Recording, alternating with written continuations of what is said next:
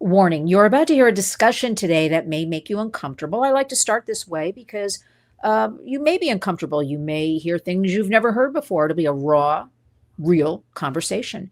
And what I have to say, I don't know if Melissa's going to agree with me. I say it's good. I think people need to get a little bit uncomfortable with everything going on, the landscape in America. I mean, I want everybody to wake up in America. We'll be discussing so many things today, the landscape surrounding online, real time, what's happening with our vulnerable kids, big tech, parents, however you want to phrase it. But we're going to really kind of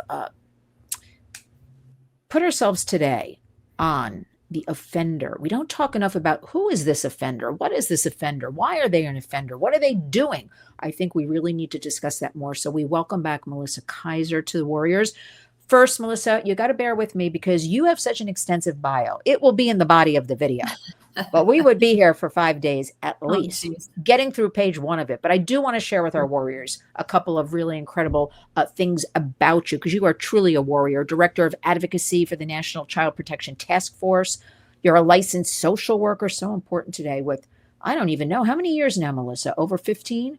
About 15 in social work, Look at you, 15 in social work. Now that's a real calling. We'll get to Time that. flies. No, oh my goodness, you're too young for that. You're only 20. You have 15 years as a social worker. Oh my goodness. But you're a frontline experience battling human trafficking and child exploitation. You are nationally sought after trainer. You just got back from Tulsa, Oklahoma. We can mention that if you want a little bit later on. You travel all over. You've equipped, I don't know, thousands of law enforcement, prosecutors, social service pros with practical tools to spot everybody. I'm slowing down because I talk fast, but I want you to listen to me, everybody. Predators, and build airtight cases and keep victims from slipping through the bureaucratic cracks, I like to say. Melissa has designed even North Dakota's first statewide trafficking response protocol and launched its victim witness program. She's really one determined advocate equals a warrior, everybody. She's building an entire system. I think she's single-handedly doing it, but you're building a whole system here towards justice for everybody. You are certified in so many different things. You'll fill us in about something called compassion fatigue. I like that. I never heard that before. I want to hear a little bit more about that. We can absolutely add that to the list. Yeah, add this to the list. That we have so many things to talk about here. Compassion. I like that word too. Fatigue. You coach agencies, officer wellness, because burnout helps fuel the predator, right? They're counting on us that things are difficult. We tire out, we shut our eyes, close the door, and then they just take over. So we're stopping that. And also, I don't know, you brief Congress, you're debriefing survivors. I don't know how you do all of this. And you stay very laser focused, though, on safeguarding kids, supporting sworn defenders, and shutting down the trafficking ecosystem and the economy. I like to say one offender at a time. The website, and everybody, don't be confused at all. I'm going to put so much information in the body of the video. We want you to take your time and read all about Melissa. We want to get right to our conversation, but the website is melkaiconsulting.com, MELKAI, but don't worry, I'll have it all again in the body of the website. And I want to welcome our warrior today. Welcome back, Melissa Kaiser. Hi, long time no see. I feel like, even though it's only been a few weeks, we've been practically around the world since then. I feel like I saw you a year ago. I know. But I actually went back and looked. It was like a month ago, but I actually was it 2 or 3 months ago? And time is really so much happening, and so much is, and time is flying by, in my opinion. But that's another program. Now, let's start with something. Let's just give a shout out to our David Weiss. Yes, because he's the chief of the human trafficking unit in Brooklyn here, the DA's office, because he connected us. Because he originally was the one that kept saying, you got to talk to Mel. You got to know Mel. Why don't you know Mel? I'm like, okay, all right, connect us. All right. I want to know. I want to know Mel. Okay, go. So I just want to give him a shout out because I'm actually so thrilled that we're allies and we can talk to each other, and you can share your voice and your information. It's critical. It's somebody like me learns so I can share with all of our warriors what you know, because you're truly boots on the ground. I have to start with something. I'm totally digressing. I hope you don't mind, because I know we're talking about offenders, but right now there's a really big offender running around New York City. Well, he's not running. He's kind of behind bars right now. We're on verdict watch for one Sean Combs. Hmm. And I can't even today, Melissa, like call him my nicknames. I usually give him like Dirty Diddy, Degenerate. I have all kinds of nicknames for this guy. Yeah. Um, Give us some thoughts on this because he's truly what's been unfolding. And I do a lot of media. This is what they want to talk about. And of course, I'll go on anything where they let me talk. I don't care what they ask me. I'll always Mhm. flip it to survivors, victims. Yeah. What's the meaning of sex trafficking, right? This is all they want to talk about in New York lately. I clearly see this as trauma bonding, people sex trafficked. We have to Hmm. really look at sexual servitude. But I'm interested because you're such an expert. What are your thoughts on this case? So many. I think in general, this isn't an isolated incident with Sean Combs. This is those of us that work in the field. It's nothing shocking to hear of the things that he did in terms of the violence, the grooming, the recruitment, the getting other people involved, the blackmail. These are things that are involved in every day in any case of human trafficking that we see all over the place. Yes. So when people, say like this is so grandiose, this is massive. I mean, sure, yes. However, this is exactly what it looks like day to day, whether done by a celebrity like him or whether done by your next door neighbor, right? These are the tactics that people use. So I would say it's not, unfortunately, as unfamiliar to us, seeing the offender, right, and what they do. So just being aware of that. I think the biggest thing for people to grasp here or learn from is the word coercion, right? When we talk about human trafficking, there's a means box, which is the force, fraud, or coercion that goes into someone being trafficked. And with him, there's all three of those things, right? I mean, there's obvious force in a variety of ways. There's fraud in terms of perhaps like the record deals or the things that he promises, right, or the money, and then the coercion, right, whether that's through love, whether that's through opportunity, that's through money. The coercion, I think, is overlooked a lot or misunderstood in Yes. trafficking in terms of how someone can be just psychologically almost convinced or lured into it. But coercion is so massive when it comes to these types of things, and to me it's the most difficult means category for trafficking because it's the hardest, I think, to prove that someone's coerced into something, if that makes sense. So that is so familiar to him, and something I think gets overlooked a lot in terms of how that can be so powerful. Yeah, I agree. Well, I also think that the public, and I'm not judging anybody, I really don't think, Melissa, they don't understand sex trafficking. Right. Right? And Right. even this case is playing out where the lawyers defending one Sean Combs, Yeah. of course, in their arguments, they've been blaming the victims. We see this over and over again. It's that same Mhm. old tired playbook. Well, she texted him back, or she said, "I love you," or and she went on and did the. Is that? Do you see anything in changing, sort of, with the justice system, with the understanding of what sex trafficking is, how to treat women, or it could be men, girls and Mhm. boys even. Um, Mhm. so we don't keep having this playbook where it is understood about trauma bonding or it's understood this coercion that Yeah. everybody's confused. Do you see it at all changing? Because I'm shocked that this is like they have nothing, in my opinion, with this case. So they're just blaming these women now, blaming Of them course. over and over again.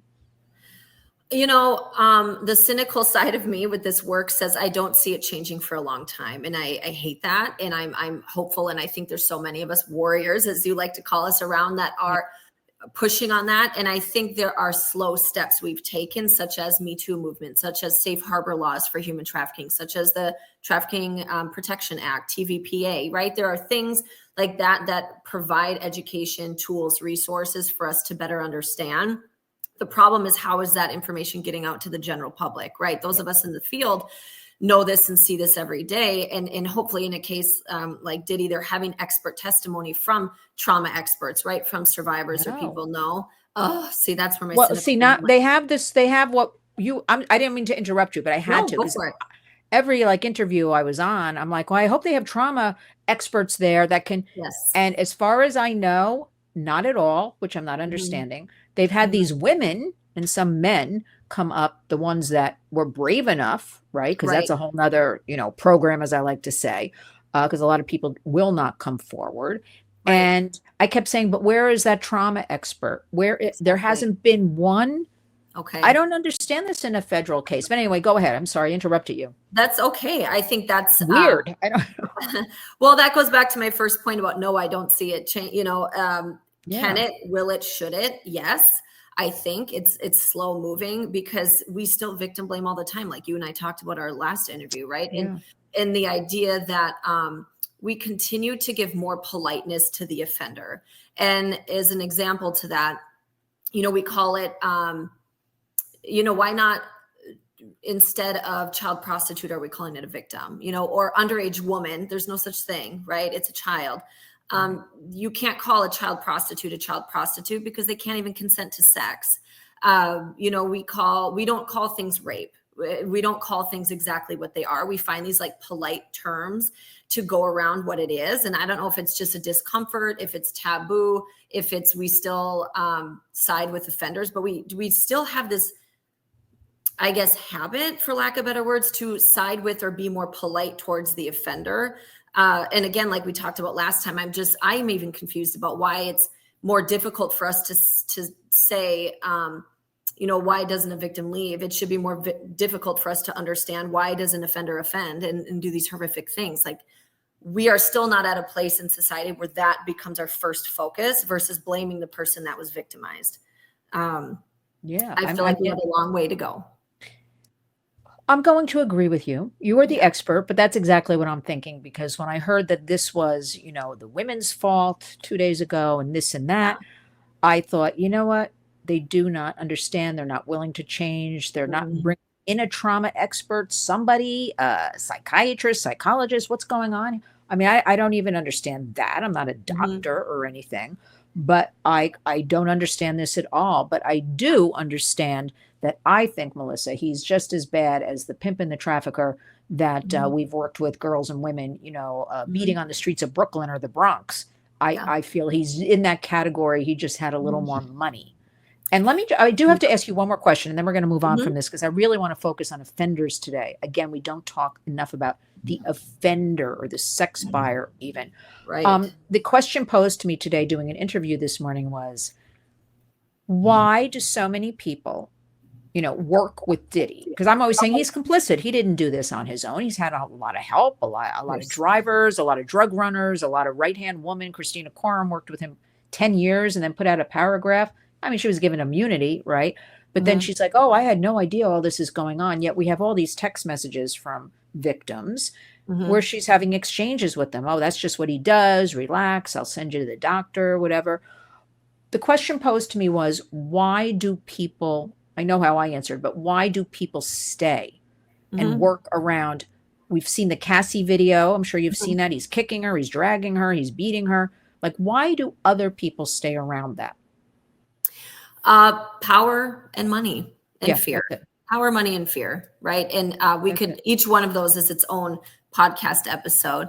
I think what happens to me if I speak out? Am I going to live? I mean, to me, the fact that all these people that Diddy was affiliated with died of pneumonia, come on, that's terrifying. I mean, what happens to me if I speak out because I was now at this place? Or what if there's a video of me surfacing that I was at his house during a party, even if I had no idea this is what a Diddy party was? Now I'm on video here. My career relies on my compliance, right? And so I think Diddy has a lot of connections that can get me where I want to go or put me in the ground. I mean, just frankly, that's it. A big piece of these things, right? So I think until people start to empathize and realize, boy, I really don't know what I would do if I were in that situation, right? Really thinking about, this man knows where my family lives. This man knows that without him, I don't have a career. This man is going to pay me a whole lot of money, which, boy, I really need, right? And so how would we act, react, respond in the same situation? And so putting ourselves there to understand those things, especially as a victim, I mean, I can't fathom. And some of the stories that have come forward, the horrific abuse and sexual violence that he's done to both males and females. And those are just the stories we know about. And for people to just assume, well, then run away, leave. You can't. I mean, this is one of the most powerful men with powerful connections all over the place. It's not that simple. It's just, disappearing from his life. And we see that with a lot of offenders, that you can't just run away and hide, right?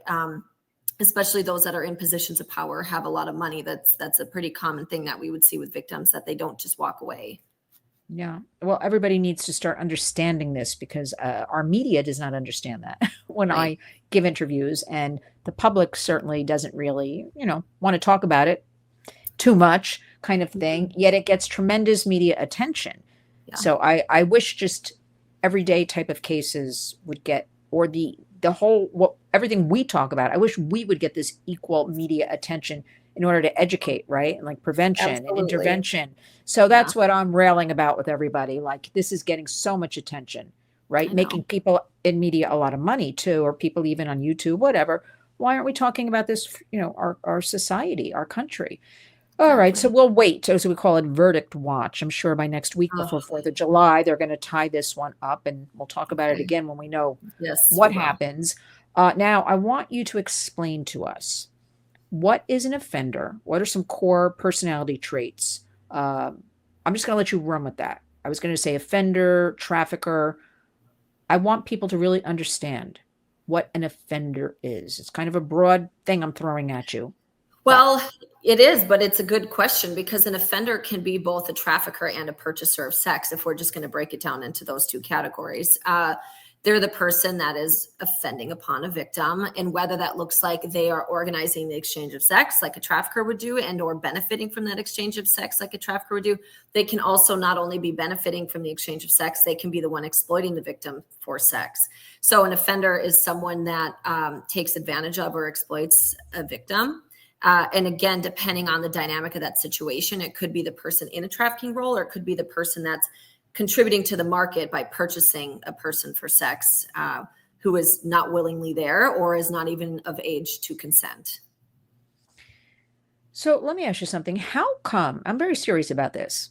Um, how come we put it all, we don't talk enough about offenders and sex Mhm. buyers? I'll just break it Yeah. down that. Like we really don't. Yet I hear people here in New York, especially, oh, I'm always saying end demand. We have to talk about more about ending demand.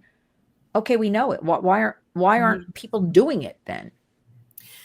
Well, I think, it goes into part of the conversation we had last time. If people are interested in that, when I talked about the market with like a drug situation, right? We can't arrest the product or the drug, but in trafficking, for some reason, that's harder for people to grasp, because when you're in law enforcement specifically, when someone is soliciting sex, whether consensual or not, that still looks to be a crime. And so I think it gets overlooked in that way, because there's still some type of crime being committed. Where I struggle is that the market continues, because we're focusing more on the victim as the criminal or the offender, but we continue to let the buyers and the sellers exist. So I think in general, there's still a need to focus more on buyers and sellers and market when it comes to that. But what do you think? Yeah, I think, we work with, or we have studies. I don't have to tell you any of this, which I'm always telling the public. People are forced a large percentage into the sex trade. Right. Right. So that's a definition, basically force, fraud, coercion. You can call Mhm. that human trafficking, sex Yeah. trafficking, right? So if that's the case, why are we throwing people in jail, Mhm. for that? Why aren't we giving them those services? Like we have to have this understanding, yet we're not putting the emphasis on that person who's Mhm. buying perhaps a minor. And the argument I'm hearing all Yeah. the time is, oh, well, she told me she's, 18 and, she's 13. That Mhm. that kind of, and there's even that thinking of, slap on the wrist, go home to your wife or girlfriend. There's still a lot Mhm. of that going on around here. I don't know Yes. about where you are, or Everywhere. a lot of, and truly like law enforcement, a lot of good law enforcement, understanding, trying, you're training them, Of but course. still, a lot of the older ones I talk to that are maybe Mhm. not, they're retired now. They don't understand what I talk about at all. Yeah. About, they think prostitution, throw them in jail. That's the whole thing. Right. I think we have to switch this emphasis all on ending demand, holding them accountable, which brings me to this question. This restorative justice that they're pushing so hard in New York, it kind of quieted down, I want to say, for about 2 years. Now it is just full steam ahead. How Mhm. does that play into these sexual offenders? Or even if we're talking about labor trafficking, Yeah. right? They say here in New York, we don't want the stigma attached to them. And I'm like, well, what about the poor victim? I What, know. And it's all on, can you imagine? We don't want the stigma. And I'm even talking about cases where it's a minor. Mm-hmm. So share, again, I'm throwing a lot at you. What is going on here?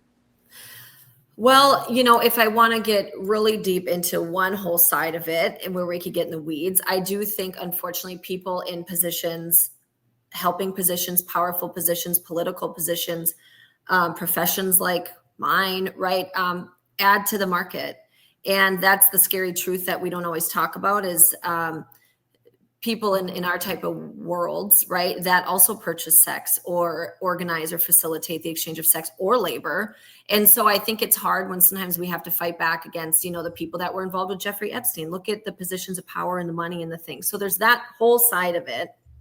I think on the other side, some of these things are a Band-Aid. I think that can be labeled as empowerment and things that sure exist and are needed, absolutely, but we're not getting to the root of, to your point, the offender piece. And offenders, it's still an uncomfortable topic for people or very misunderstood. There is an incredible amount of types of offenders, fetish points, that they're into, things that they're seeking, things that they contribute to. And it's a whole other side of who these people are as humans, and we all have different personas for who we are. First persona being you and I, right? We connect on podcasts and we connect over our work. Second persona might be what my fiance sees in me and my family and my closest friends. But that third persona is who are you when you're alone, right? Who is that side of you that nobody else knows? And that's where we have to dig into more about the offenders, where oftentimes we almost feel bad for them and say, oh, this will ruin their entire family, right? If we arrest these offenders, they made one mistake. It's like, right, but look at the victim that's now impacted for the rest of their life because of what this poor offender has done to them. And so I feel like we still kind of lean towards politeness or almost feeling bad for these offenders and not wanting things to uproot their life for one poor decision. Because typically that's not the case, right? And we see offenders all the time where they'll say, oh, this is my first time, or I just showed up to help the person. It's like, oh my God, if I had a nickel for every time I heard that, I could quit my job. And we just simply know that that is not true. There's just so much more that goes into the side of offending that is misunderstood. And part of it, I think why we don't talk about it, it's very disturbing. The stuff you learn about internet crimes, the stuff you learn about offenders, and when you're doing undercover chats with these people and you see what they're asking for, it's horrific. And alone, that contributes to what we talked about at the beginning, that compassion fatigue, that vicarious trauma, just learning about offenders and how disturbing some people's minds work really impacts us in the field as well doing the work when we learn more about it. I feel like I went way off of your question, but no, because listen, I said, no, why are you sorry? First of all, never, as I've told you, I could talk to you for hours because I really, likewise. no, I want people to understand this offender thing because we don't talk about it. This sex buyer, I don't know if you're seeing all these stories every day. I get so many press releases sent to me, and I'm a speed reader, so I'm like absorbing things, 5 a.m, reading headlines and all that. I see such an increase. Now, I know we have the internet, so we have a lot more available to us of what would be considered just regular everyday people seeking out these horrific sexual situations. The other day, there was a woman, I think she was a doctor. She had I don't even like to say this. I feel sick when I say it, like baby rape videos on her. They arrested her because she said that's like what turned her on. And to look at her, I mean, you'd never, like, what makes somebody go there? I know this is another loaded question. They can appear to be a wife, a mother, a husband, a brother, whatever. Kids, family, what? And then is it because it's there? And so if something's there, like, kids, they'll, you can't tell them don't look at it because they'll always look at it or something like that. I don't know if that's the right analogy, but what's going on? Because I feel like there's an increase in just all of this among society. I agree. I think the two things that come to mind, I'm going to go down two different rabbit holes here. The one is for some of those people, they were harmed as children themselves. Yeah. And so for some, it's just the way trauma has kind of morphed their brain. I have seen some of the most horrific cases that I've learned about are people who were violated as children, whether raped, abused, both. And then the thing that gets them off is being like the first person to harm a child, if that makes sense. Like their goal in offending is to be the first person to ruin that child's life. And I hate even talking about it myself because it makes people's stomach turn. But their goal is to, what happened to them as a child, where their whole childhood was taken from them, their now fetish is to do the Yes. same thing. So I've that's read part of about it is, that. yeah, Wow. like for some of these offenders, it's they were harmed as children and it's just kind of skewed them themselves. And that's kind of where their sexual tendencies now go. The other side, I would say, that I see a large part of is a porn addiction. That there's Yes. like, what's the next step? Like it's gone so far, and porn has become more and more violent. And so once you watch something so many times, okay, I'm bored of that. What's the next thing? What's the next thing? What's the next thing? And you just you go down this rabbit hole, right? Of pornography now almost not doing it for you because of the addiction. And so it might skew into that baby harming, or what's kind of next in violence and things once you've become so addicted to that pornography. I've also seen it for those of us in the work. So let's say you have someone that's worked internet crimes against children or child sexual abuse material cases for 3, 4, 5, 10 years. Their brains start to now take preference maybe in the things that they're watching, and they don't know who to talk to about that because they're the ones that are here to protect us from it. But now they've seen so much of it that it's like changing their tendencies or preferences based on the trauma now of what they've gone through in the work. So those are a few of the things that stick out for me. I'm certain there's more to it than those, but that's just what I see the most of, I guess. Wow. Yeah. The pornography. I remember, could have been like 15 years ago, and I was in an office sharing it one time with somebody else, and he said to me, "Hey, there's all this pornography now," or he said porn because I remember it distinctly. It's all Mhm. free now on the internet. Mhm. Like, oh, you can watch porn. I'm like, I don't watch that stuff. But he Mhm. was so. I remember he was so excited. So I was thinking back the other day, that really has pushed it into society that Yeah. people can find free, or with the Mhm. algorithms that we know about. And we won't even go into that, where Mhm. kids can be led down that path. They're not even looking for something like that, but it's Mhm. thrown at them. Yes. It's something we have to really talk about, these pornography addictions as well Well, that the are first happening. age now that kids interact with porn is 8, on average is 8 years old. The baby. Imagine, I mean that's, you're still playing Barbies at that point and don't even know what the word sex means, right? And now all of a sudden you're introduced to this because it's so easily accessible, Right. by accident or by not accident, where how is that skewing? And it is significantly impacting, not only your brain, right? But the way you have relationships with people or lack thereof. A really great resource for this is Fight the New Drug, Yes. whose sole purpose is, on pornography and the damage that it has done in society. And, for a lot of offenders who have attempted to purchase children that I've worked with, whether they were caught in a sting or what have you, and I work with them, so much of what they claim to be the issues are relationship stuff, where they are afraid to ask their partner for something, or their partner's refused, and or that addiction to porn, and or again, they were harmed as children as well. And so those are just some really big pieces of it. But again, it's hard because on one hand, when I've worked with these individuals, you want to like empathize. I think I talked about this at our last during our last podcast too. Like you almost want to empathize with them, or you feel bad. At the same time, as once you actually, and I think that's what society does, because we listen to them cry and be vulnerable. But once you actually dig into the things that these people are requesting from children, right? Or not always children. Like I've worked with several survivors, and the things that have been done to them by these unexpected buyers of sex, right? The horrific violence and things that they request and expect. It's unspeakable. And Yeah. it's just, again, I think some of these addictions and things that have just gone on too long, or have gone so far with them, that we don't see. And on the outside, most of them don't look like offender. It's the same way you can't tell who a pimp is. You also can't tell who an offender is. And like you said, a female doctor having videos of babies on being raped on her phone, probably the most unexpected person you can imagine. And And unfortunately, those are real babies, right? And those are real things that have happened, to meet the demand for those things that exist. mm, well, let me ask you something. How do I would imagine there are some people that they're just probably all day long trolling online or whenever they have a Mhm. chance, looking at things. But how do they escalate does the internet feed into them so much, and then go out and actually, let's use a child as an example, right? They're looking at Hmm. all of this. How do they escalate? And some probably just never come off the internet and touch a child. They just Right. watch it, right? But Right. how does one become so emboldened that they're going to go out then and find a child, or it's just there in front of them, offered to them, I'm sure, and they feel, okay, there's not a lot of accountability here. Let me try it.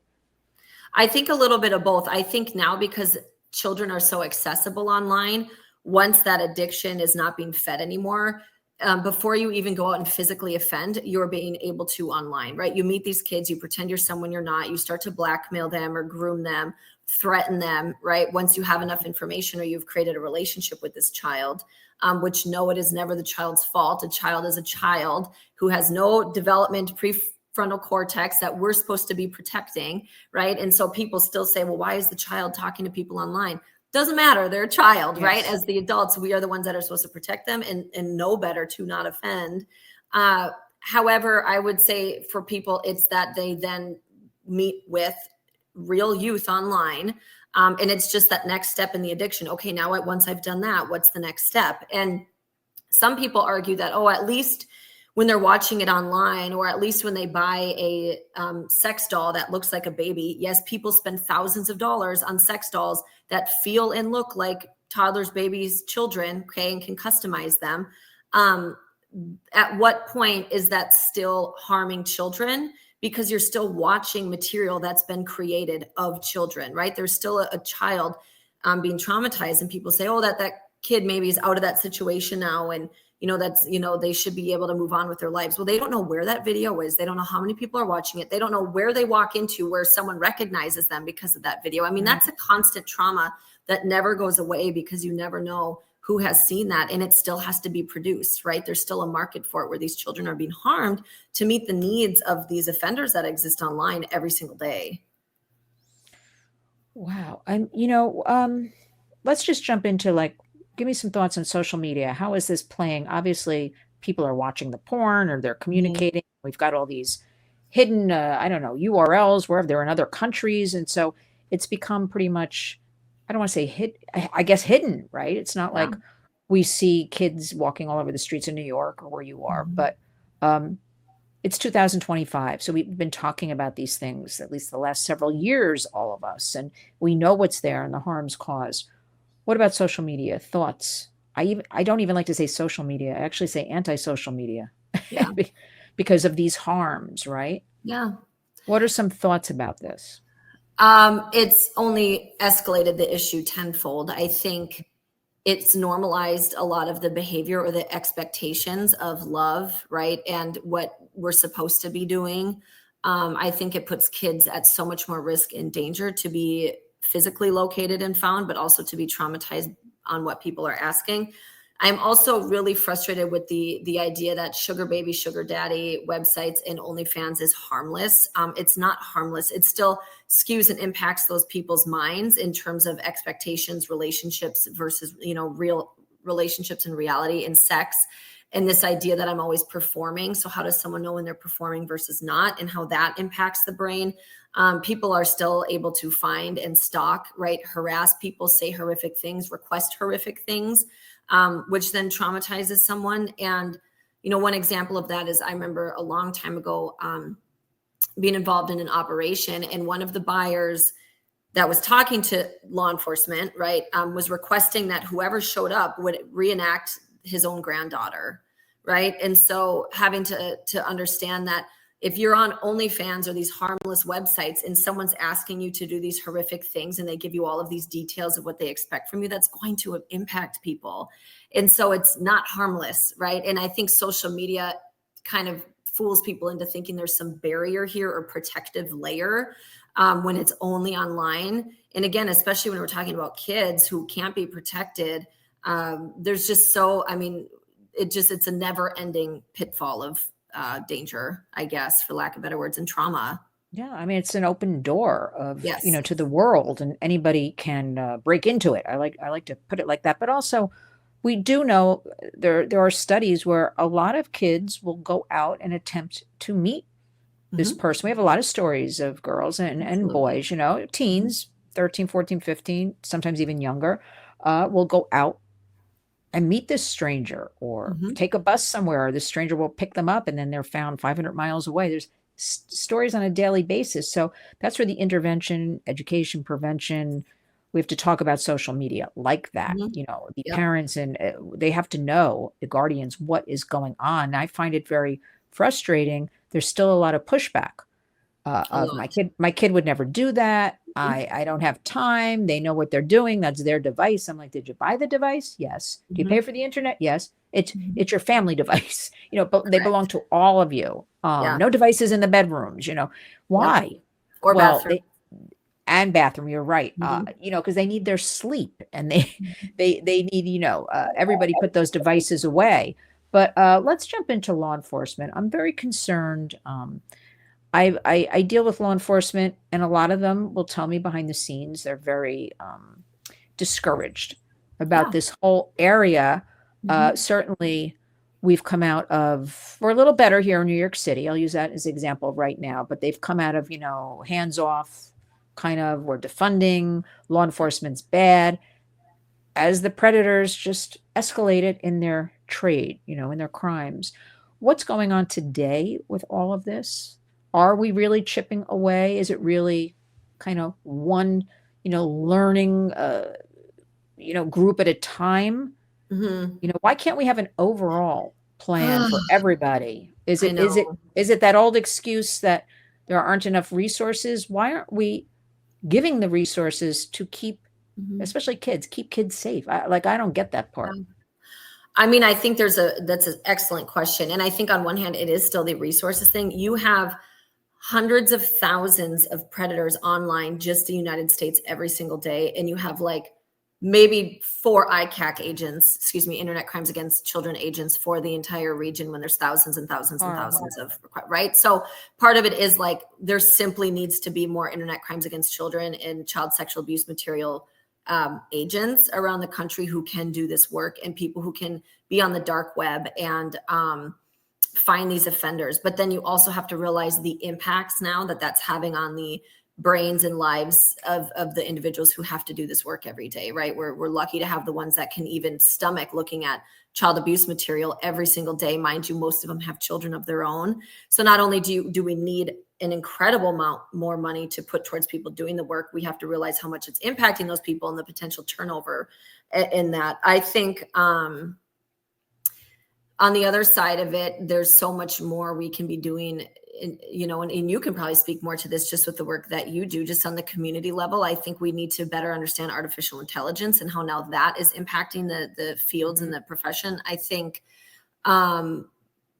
yeah, I just think there's so much out there now in terms of crime and things that have escalated with social media and technology over the last few years. It's just kind of like, where do you put your focus when it comes to all of this, and then how do you keep up with all the work? But um, I feel like I could answer that question a million different ways. That's just where Right. my mind All of goes these questions, I think efficiently. all of these questions could be answered in so many different ways.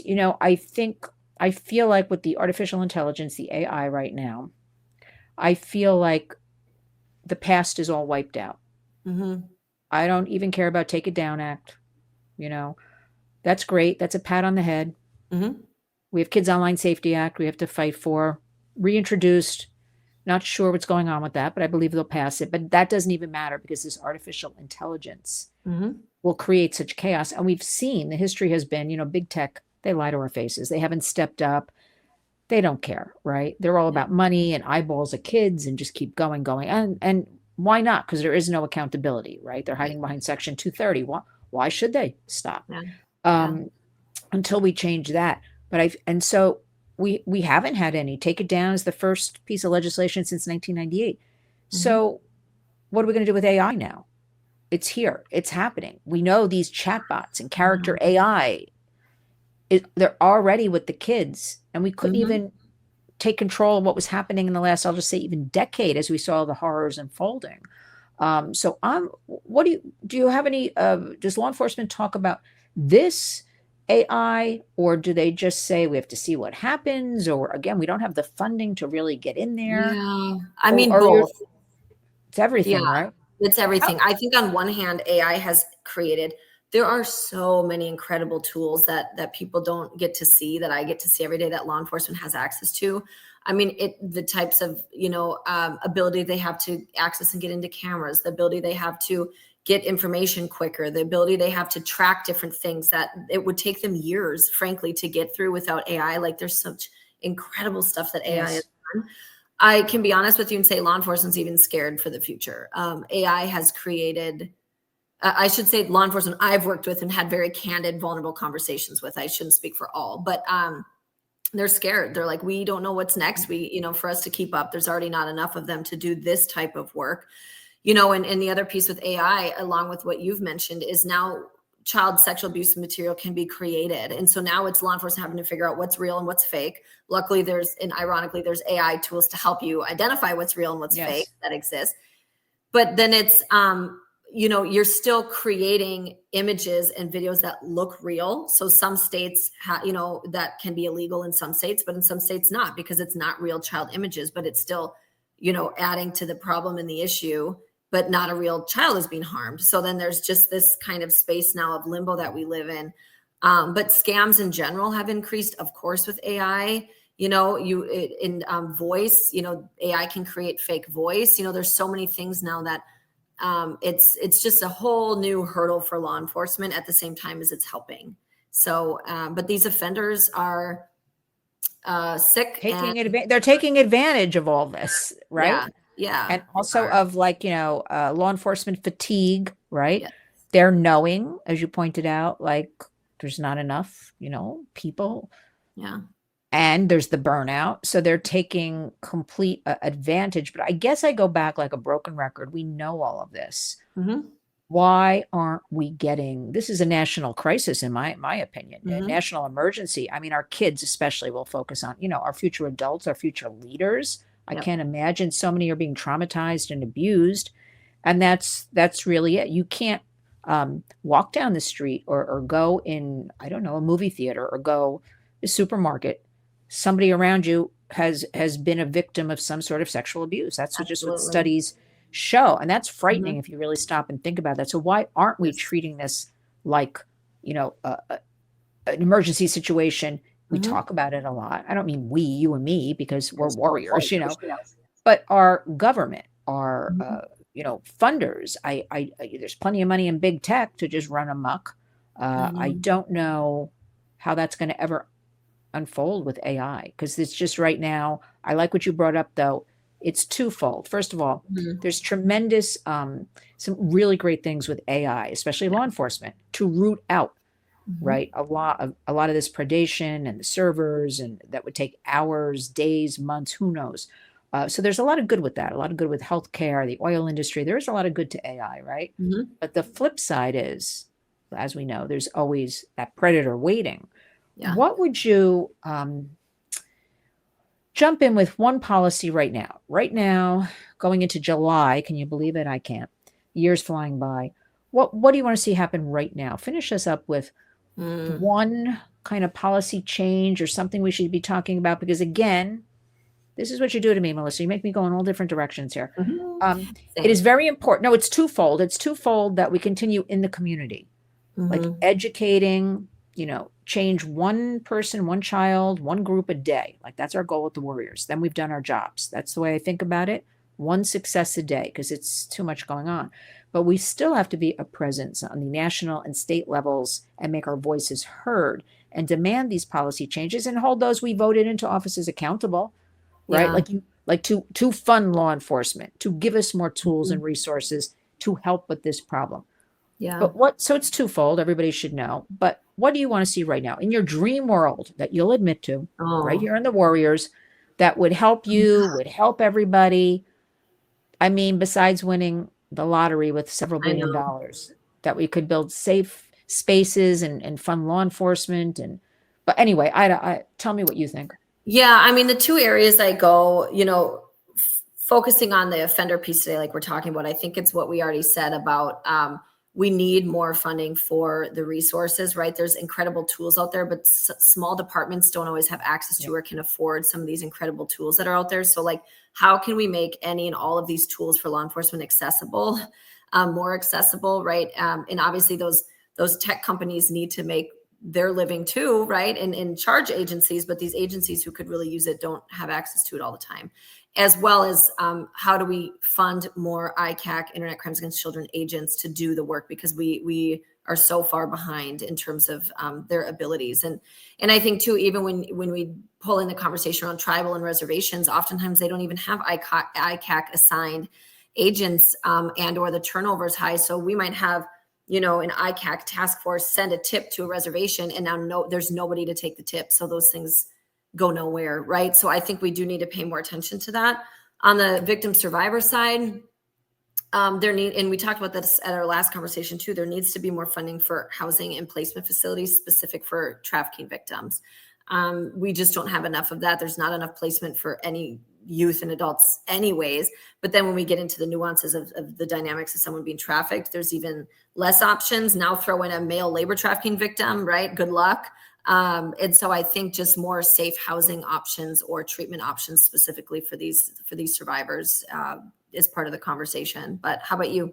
What do you think? Yeah, well, I think we have a lot of work to do, but I think you doing what you're doing is incredible. You're out there, you're educating. That is what needs to be done. That one-on-one kind of what I call boots on the ground. That really does, because I am in Washington every week, and I'm a little bit tired, Melissa. Yeah. And I'll say this to anybody's face, of marching around Congress in my high heels. Yeah. And just hearing, yes, we know, yes, we're going to sign on, yes, we have signed on. Okay, where does it go from there?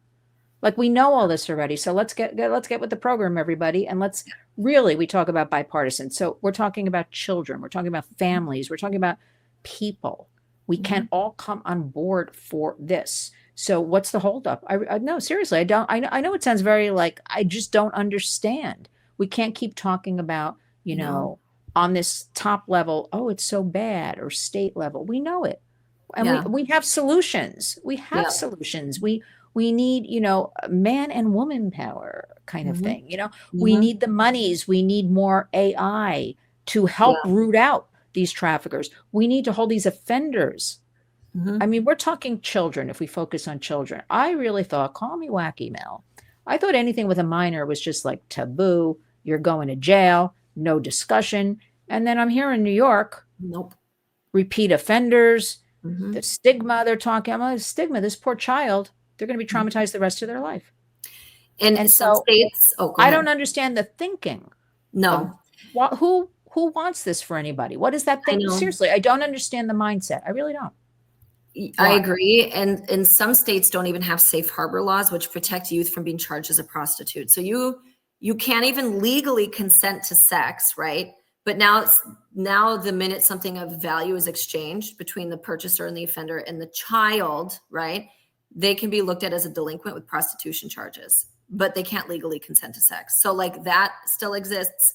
So to your point, baffles me, and it saddens me, because it's still happening to children everywhere who then are never going to speak up or never identify as a victim, right? It's shame, embarrassment, not being accepted, mental health issues, suicide, right? Things like that, addiction, that then take over into that child's life, further sexual abuse and violence down the road, all because we, started out not protecting them. I think too, for those making policy and legislation, you have to talk to boots on the ground people. We have your solutions. Yes. Promise you. You come to the communities, you talk to ICAC agents, you talk to advocates, shelters. We know what we need, right? And so you don't need to guess or just throw darts, and make something up or reinvent the wheel. We know the solutions. You just have to take the time to sit down and listen. That's what I'm talking about. Yeah. You've got all the solutions right there. I know you do. And okay, so let's use them. Yeah. We know it works, so let's just use it. And community education will continue and all of that. But we know we have solutions. Let's finish up with the warriors. We always want to give them hope. There is a lot of hope, because you're working on all these issues. You are working with law enforcement. We love our law enforcement. We want to help them. Yeah. This is what I'm saying. I mean, we need them, Yes, we do. And we want to, yes, we do. And we want to educate also in schools. We want teachers to have information and the time. I get a lot of pushback well, we don't have time for that. I'm like, but you're teaching the pronouns. I don't want to even go there, but I'm like, let's just switch it up a little bit. Like, Yeah, we yeah, can get it all, in, kind of yeah, thing. for There's sure. pushback on that, but I do have a good feeling, since Hmm. you're working on it, there are a lot of great people. I Excellent was people. mentioning to you before we started that I'm very impressed. There's a lot of young people are stepping up right now and coming Hmm. forward and really interested. And that's the 30 and under group Yes. of protections for younger siblings, kids. They don't want the internet, they want to offer. Nobody's shutting any of this down. That's never the Mm-mm. argument. It's here to stay, right? But we just want to make it safe. We want everybody educated. And it's a wonderful tool. I Yeah. mean, that you and me are talking, miles apart and all that. So we're not looking for that. We're looking to keep everybody safe, kind of thing. But so there is a lot of hope. Yes. Lots. Hmm. But finish us up with, what do you want from the Warriors right now? Because they're always like, what do you want me to do, Lynn? That that's like, I'm like, okay, there's a lot to do. Yeah. What do you say to the public as far as how they can help right now? Well, I think it depends on their role in their community, right? Do you work in a Mhm. profession like ours, whether like you going to the White House, right, and really lobbying and advocating for change on a macro level, Mhm. versus someone that's a nurse at a local medical facility, versus someone who works at a shelter, versus someone who is interested because they are connected in their church, right? I think there is something for everybody, and for Yes. me, it's tapping into what's going on locally and figure out where you can help right where you're at, because there is a lot of work, but it also depends on people's capacity, people's passion areas, people's skill areas, people's discipline. And so I don't have like a great broad answer other than you've already done something by listening to this conversation, right? Because obviously people who Yes. sit and listen to our conversation are wanting to do something. And whatever idea that you've had in your mind since joining today, take the next step, because everybody's had something that they're like, oh boy, I could talk to that person, or that's a good point, or I wonder if we're doing anything locally for that. So then tap into that next step, whatever that is, for people who are listening. And it might be that you're not sure how to contribute, but there's some incredible organization or movement that you can donate to, if that is something that you would like to do as well, right? So there's always things like Yeah. that are needed, behind the scenes, putting hygiene bags together for your local shelter who works with trafficking victims, or whatever it might be, right? There's a little something for everybody, certainly, regardless of where you are. That's you have my answer, because I also believe it's 2025. Everybody can and must do something. And Yes. if all they do, Mel, is share this video, Yep. like leverage the internet for good, okay, that's fine, because not Mhm. everybody can do what you and me do, and Right. march in Washington, and you're training law enforcement and all that.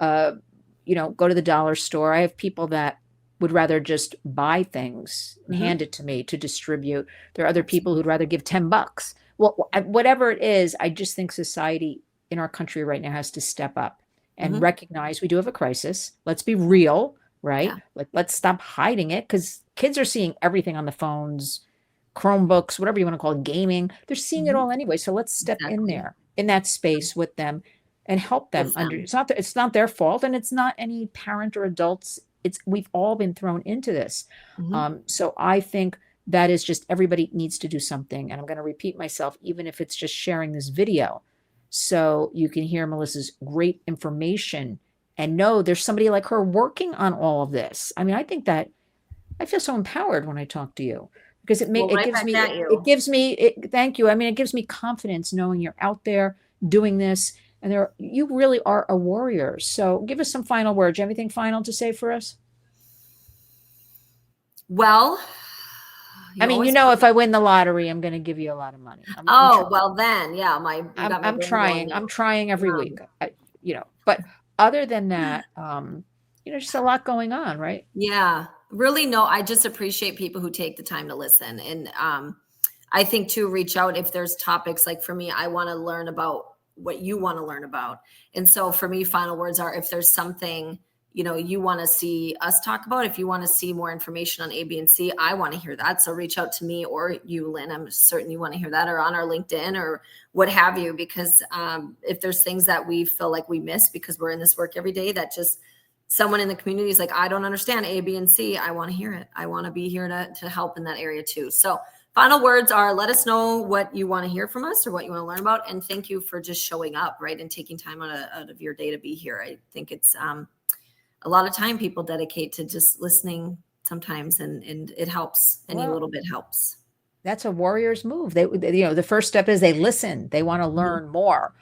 We get a lot of that. So I guess I have to let you go until next time. But I want to collect some subjects. Actually, I'll do, because people do write to me about certain things. Right. But I get questions like, well, the grandma, my daughter is giving free access with the phone, and I say that's a bad idea. How am I going to get her, to change her ways? I get a lot of questions like that. How? That's a tough one, sort of, Yes. A good place for that, though, to start is the demandproject.org. They do a lot with parent resources. They have like technology contracts you can fill out with your grandchild. Little tips, tricks. That would be a good one. But there's so many other ones I'd be happy to share. That's just the first one that popped in at the moment. Yeah, I get a lot like that. I created a Warriors Family Digital Partnership contract, and I remind everybody about that. But there's just a lot, and there are a lot of free resources for parents online they can really use. So we want to push that. But I'm going to have all of your excellent information, including your LinkedIn. I know you're active on that, in the body of this video. And I hope you're going to come back next month, and we're going to stick to, I know I try to stick to one thing, like offenders only, but I can't, Mel. It all kind of feeds in, or then my mind goes off. But I have one more thing to say. Okay. Why I'm going back to Sean Combs, my triple D, dirty ditty degenerate, because that's what I call him. Why I'm thinking so much on this case, and I do have a lot of women reaching out to me about this, is because I feel like, and I don't even want this to come out of my mouth, Mel, but if he is here in New York, they're already throwing him victory parties. They have a 4th of July barbecue planned uptown. They're putting out videos. They put out a song today. He's going to be released. I understand PR very well. Believe you me. Okay. That's just a ploy perhaps to promote this kind of thing. But I'm concerned if he's let off. Me too. It empowers traffickers, pimps, predators, offenders. Well, quiets victims. Diddy. Who's going to come forward? Who's going to come forward? It's twofold. We're going to have more of these Diddies running around because look, they can't hold him after all this. And we're never, because this was during this case, even one of the victims dropped out. They still can't find her. She was slated to testify and stuff, disappeared. Her lawyer doesn't return anything. They don't come forward, as you know. And it's further of, Lynn, we told you, because after like Epstein and all that, we told you, why should we put our lives on the line when look how he gets away? It's the money thing. They got all this money and power. So that's where I'm concerned. It will empower more of the pimps and traffickers, offenders, and then also always for the victims. And, that they're not getting this attention that they deserve, and this guy's not held accountable. So we're on verdict watch with that one. But I just have to say thank you, Melissa Kaiser. Your work is really without peer. I don't know. How do you take care of yourself? Do you take like a bubble bath and light candles? Like what? I'm very serious, because when we're in this, the warriors that we are, we just keep going. Sometimes we don't take that step back and realize watch a bad TV show or something, get the mind off it. What do you do for yourself? It's funny you ask this, because I actually present and train and provide resources on vicarious trauma and wellness all the time. So I do have to practice what I preach, but a few things. I'm an avid exercise, be outside, play sports person, right? For the endorphins and the exercise, of course. I also try to be very mindful of social media and phone time, and I'm very present with my daughter. I spend a lot of time talking with my family. I try to watch trash TV to really help me check out. Trash TV being all the most horrible reality. That's TV what I do. Yes, that takes me out of my own world and into something else that makes me laugh, right? But, on the deeper side, therapy.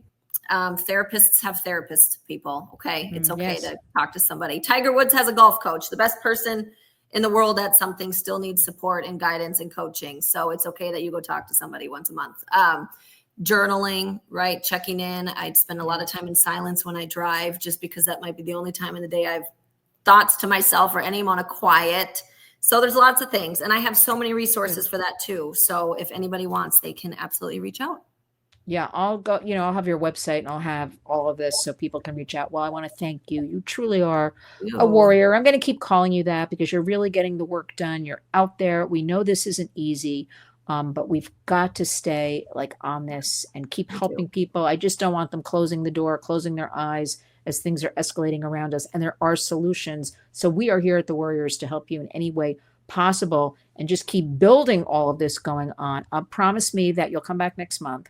I'll try to stick to one subject. Maybe it'll just be you'll Well, that tell makes me two of us. because I go out- you're the warrior with this, but there's so much to talk about, I know. right? So but this is a wealth of information. So I want to thank you just for your dedication and commitment and doing this. You're just the best. So let us speak Right again back at soon. ya. Melissa Kaiser, again, all your information will be in the body of the video for our warriors to take their time. I'll put your contact too if they want to reach out to you, ask questions.